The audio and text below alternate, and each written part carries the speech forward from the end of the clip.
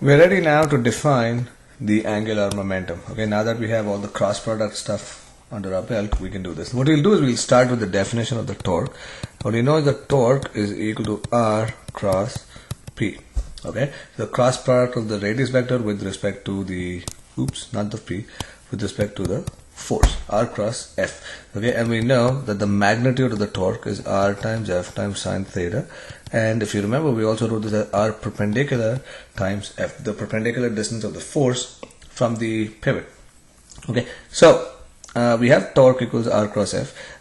Also, what we know is that the force itself is equal to dP by dt. The force is the rate of change of momentum.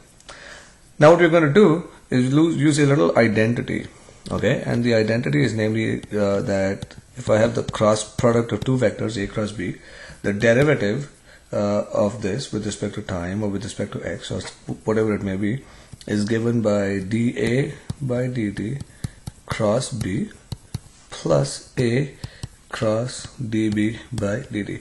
So here you see that the order is very important with the cross product. Okay? I can't just write the first term as b cross dA by dt and the second term is dB by dt cross a. I have to keep the order, because if you mess up the order, you are introducing a negative sign. So you really cannot do that. So just you have to follow this particular thing. So we use this identity now to find the dot product of the vector r cross p. Okay, and the reason we do this is because you see there is an r cross dP by dt term here. So we want to find this cross product and see what this reduces to. What we end up getting is dr by dt cross p plus r cross dP by dt.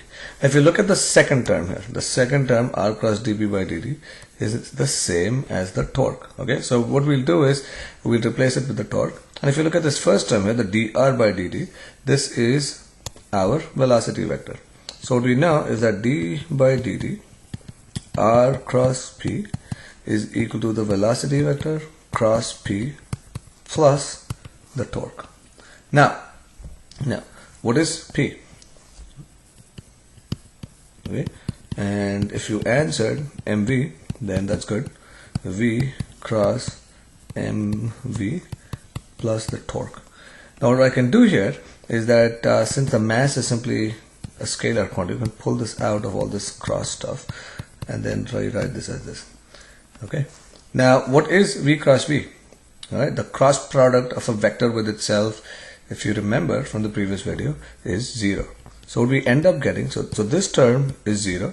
So what we end up getting is that d by dt r cross p, okay, is equal to torque. Let's just rewrite this as tau equals d by dt of r cross p.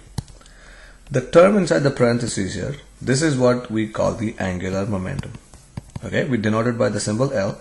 We call it R cross P, where so now I can rewrite my tau as dL by dt. Now if you look at this, if you were to draw a picture of this is some pivot point. If I have some radius vector r, and if I have an object moving with some momentum p, then the angular momentum of this particle with respect to the point P, I know I wrote P twice, let's just call this Q. Okay, but this point Q is basically equal to R cross P, okay, where say theta is the angle that they make with each other, and I could actually write this as theta as well. Okay, and again from our from just similar to the definition of torque, where this was also equal to R perpendicular times F, we can also rewrite the angular momentum magnitude as either r times p times sine of theta, or we could write it as r perpendicular times p. Okay, so these definitions are equivalent and we'll use them interchangeably in problems depending on our convenience, and you will see that they both imply the same thing, but just sometimes it's just easier to use the second one, which is r cross p, instead of the first one, and we'll see that in the examples.